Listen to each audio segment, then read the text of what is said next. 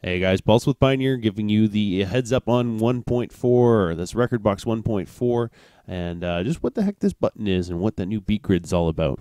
So first things first, let's grab a track that I don't already have in there. Actually, no, I'm going to put two in here because I've got a drum and bass track I'll throw at it as well.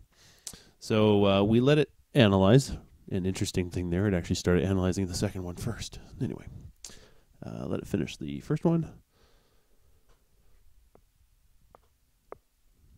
All right, and there she goes. So, you take your track, throw it up there, and if you don't feel that the first beat is bang on, get in there, hit it with some love, set my in point, and grab this little button. It flips blue, and you'll notice that those white marker lines are now blue lines. So, get it to the point you want. Click this button right in the middle. That is the center button. That's going to adjust that first point. So once you've done that, I'm going to zoom back out here. Find your spot further down the track. Let's say here. I'm going to zoom back in. Take a look at the forms. Okay, so here's actually a very easy way to see that it's not as tight as I want it to be. So the buttons down here are adjust spacing less, adjust spacing more. The effect is more dramatic towards the end of the track because obviously it multiplies out. If you only have two, it's a hair, but if you multiply that times 100, it's a heck of a lot more. So let's just give it a little nudge here, and we'll jump further down the track. Kind of hard to see it there. Go further down the track. Okay, so I can actually see here that I'm ahead of the beat now. So the beat actually hits on this part here, but I've over-adjusted, so I'm actually going to swing that back the other way. If you press and hold, it is accelerated, so it gets faster the longer you hold it. So let's see here. That one's on. That one's on. It could have been that I tuned it to one of these beats because it does have this little off beat in this track. For those of you unfamiliar, Energy 52, Cafe Del Mar, the deadmau5 3-in-1-esque remix. Okay, so check the beat. That one looks good. I could probably give it a hair of a nudge there. And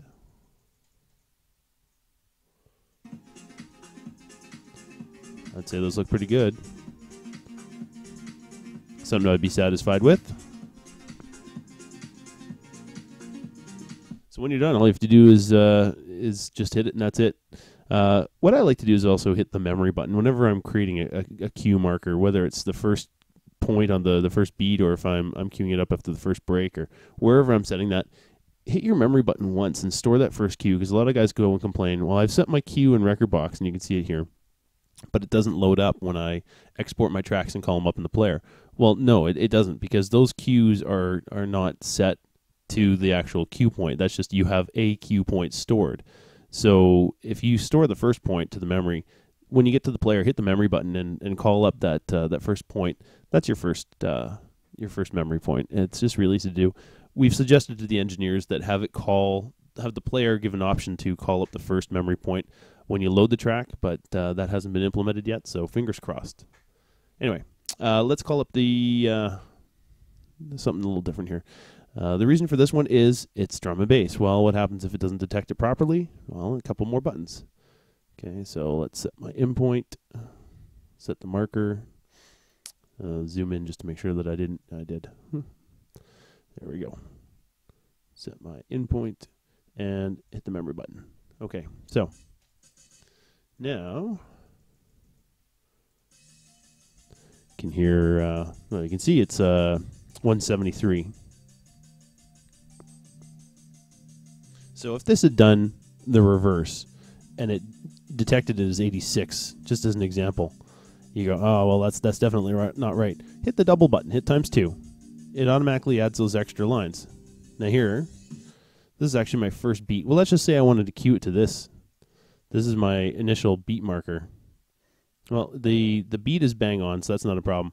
What I'm going to do is I'm going to cue here, and I'm actually going to clear the memory and store a new one there. Let's just say I never want to play up that beginning part of the track. I always want to start it with this beat here.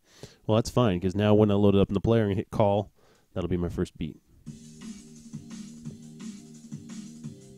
Okay, so, well, we already know that's fine. Let's go further down the track here. And, you know, these are really sharp waveforms. I can actually see pretty well without having to zoom in that these are all going to tag up pretty nicely.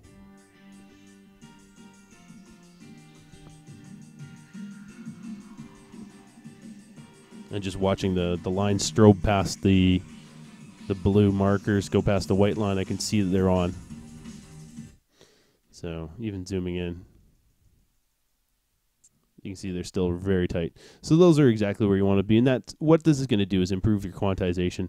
If you don't have it turned on already, you can actually go into your preferences and enable the quantization on your CDJ, and you can enable it per track as well. So when you go and export this track now, it will have the quantize enabled, and your loops and beats will be nice and tight, and your BPMs will be accurate. So that's it. That's the new Rekordbox 1.4 Beatgrid feature. If you have any other questions, do come and hit us up in the forums. PioneerDJ.com. That's it on Pulse for Pioneer.